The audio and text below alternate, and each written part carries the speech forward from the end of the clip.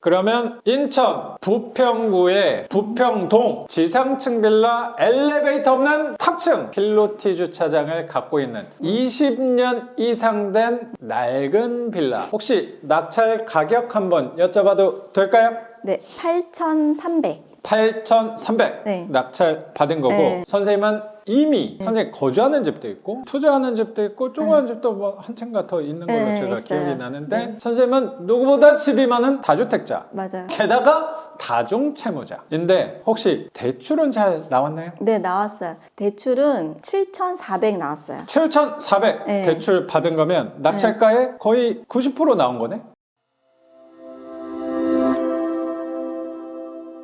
그러니까 우리는 거기에 맞춰서 금액을 내놓으면 자연스럽게 수익률 그 이상은 충분히 나올 수 있을 거라고 저는 생각이 들어요. 이 영상이 올라올 때 선생님 이미 4번째 월세를 받고 있지 않을까 생각이 드는 것 같습니다, 선생님. 걱정하지 않으셔도 제 말뿐만 아니고 선생님 경험 안에서 충분히 배우고 느낄 수 있는 부분이니까 자연스럽게 다음 이제 5호점에 입찰을 하고 있지 않을까 생각이 드는 것 같습니다, 선생님.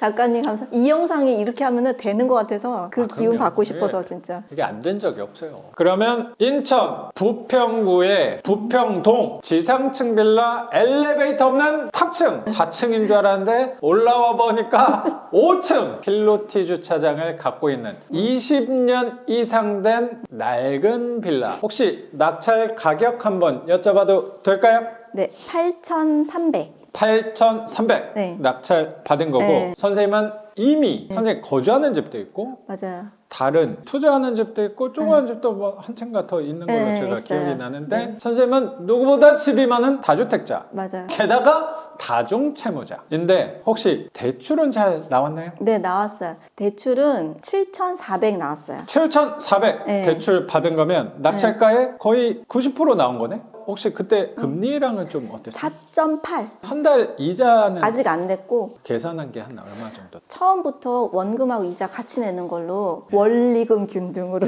아, 이번에는 원리금 균등. 지난 사례에서 뼈에 새길 만큼 정확히 배운 게 이거라고 생각해요. 맞아요. 원리금 균등으로 해서 원금하고 이자를 내는데 한 얼마 정도 빠지는 거예요? 35만 원? 35만 원 네. 빠지면 그래도 30만 원은 갖고 갈 수 있는 집이 되지 않을까 맞아요. 생각이 드는 것 같습니다. 네. 선생님. 나름 역세권이고 저기 오다 보니까 그 아파트 동네 바로 옆쪽이더라고요. 맞아. 네. 저기 아파트 동네가 있더라고요. 사실 뭐 이쪽에 집 낙찰받은 게 또 있어요. 있잖아요. 네. 선생님이 더 잘 알겠지만 인천에서는 임대에 있어서는 되게 좋은 동네가 이 부평이라고 생각이 저는 드는 것 같아요. 네. 그러면 선생님에 관해서 좀 여쭤볼게요. 어디서 시작을 좀 하면 좋을지 모르겠는데 돈에 대한 욕심이 누구보다 많다. 그리고 부동산도 투자에 대해서 기웃기웃 하셨다라고 했고, 제가 언뜻 기억나는 게 선생님 부모님 집도 이렇게 좀 작은 빌라로 맞아요. 이렇게 마련을 선생님이 형편이 녹록진 않지만 무리를 해서 마련해 준 경험도 있다라는 게 또 기억이 나 있긴 하네요. 기억력 좋으시다. 근데 선생님은 왜 이 빌라 월세 투자를 또 하게 되셨는지가 좀 궁금해요. 선생님은 시작은 좀 어디서부터 하면 좋을까요? 원래는 제가 부산에서 살았는데 가족 관계, 돈 관계로 얽히는 바람에 강제로 인천으로 이사를 온 거죠. 쫓기듯이.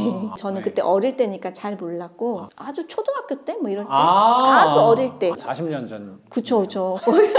그렇게 이사 오고 나니까 이 낯선 곳에 인천에 처음 이사 왔는데 조금 힘들더라고요. 그래서 조금 따뜻한 집, 되게 형편없는 집에 살았거든요. 선생님 어렸을 적에. 네. 그래서 나는 나중에 크면 좀 좋은 집에서 좀 살고 싶다. 좀 따뜻한 데서 살고 싶어요. 춥지 않은 집에서. 그래서 제가 집에 대해서 관심이 많은 것 같아요. 거기에 대한 어쩌면 결핍이 좀 있었다는 그쵸. 생각이 좀 그런 드네요. 것 같아요.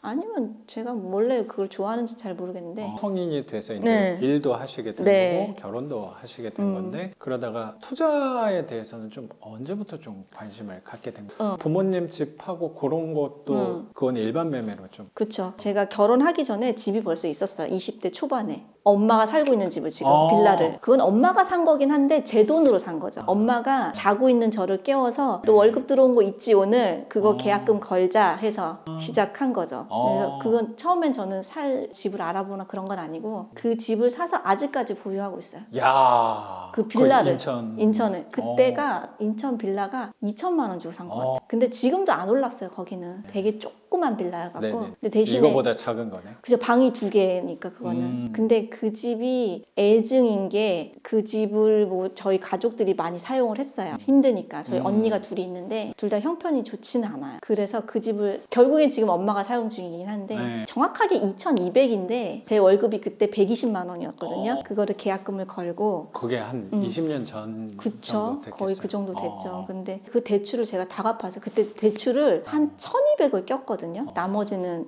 엄마가 있는 돈하고 뭐 제 돈하고 네. 이렇게 합쳐갖고 나머지하고 그 1,200만 원을 갚는데 10년이 걸렸어요. 그걸 못 모르고 갚은 거예요. 매달 그래도- 얼마씩. 근데 그때는 그러지 말았어야 되는데 몰랐죠, 저는. 빚은 무조건 갚는 거. 그래갖고 제가 지금 말한 아가씨 때 산 그 집하고 결혼해서 애기 아빠랑 사는 집하고 대출을 무조건 갚고 살았어요. 그 집도 허름한 집이야. 애기 아빠랑 처음에 산 집도. 아, 신혼집도. 그것도 아직도 갖고 있어요. 팔지 못하는 거죠. 형편없는 집이니까 다들 팔지를 못하고 갖고 있는 건데 대신에 애증관계라는 게 그 첫 번째 집은 부모님이나 저희 언니들이 형편이 안 좋을 때 거주를 할 수 있었어요. 활용을 잘 한 거네요. 그때는 특히 그 몫을 한 거네. 근데 신경질이 났어요. 왜냐면 나는 그거에 대해서 돈을 다 지불하고 하는데 거기 생기는 게 없으니까. 근데 두 번째 집도 애기 아빠랑 이제 결혼하면서 산 집도 대출을 다 갚은 거죠. 갚느라고 저는 허리 휘는 줄 알았어요. 대출이 하나도 없어요, 그 집도. 그 집은 결혼하시고 산 같이, 거니까 그거를 남편분과 하고 같이 또 했는데 갚아서. 근데 네. 그때까지는 저 개념이 없었던 거죠. 부동산 이거 뭐 이렇게 해서 그러다가 근데 대출- 아까 인천의 강남에 살고 있는 거잖아요. 그쵸. 그 신도시에. 그쵸. 예. 그거는 제가 약간 우울증이 생겼어요. 저는 일하는 걸 굉장히 좋아하거든요. 한 번도 쉰 적이 없어요. 결혼하고도. 어린이집 이런 거 행사는 토요일 날 많이 하거든요. 근데 제가 그런 데를 안 갔어요. 병원 근무가 보통 6일째니까 토요일이 제일 바빠요. 병원들은. 그러니까 토요일 날 쉴 수가 없으니까 어린이집 원장님이 이혼한 가정인 줄 알았대요. 아빠도 오고 할머니도 오는데 엄마는 한 번도 안 오니까 어린이집에. 특이한 게 생각할 수 있겠어요. 네, 하여튼 뭐 그런 식으로 해서 저는 일을 하는 거 원래 좋아하기 때문에 지금도 일하는 게 좋아요. 일을 하는 거. 근데 몸이 아까도 말했듯이 몸이 아프니까 그때부터 제가 좀 마음이 우울해진 것 같아요. 그래서 도서관 가서 책 같은 것도 보고 경제책, 소설책 보다가 경매책도 보게 됐어요. 어떻게 하다가 도서관 집 앞에 도서관이 하나 있어갖고 네. 그게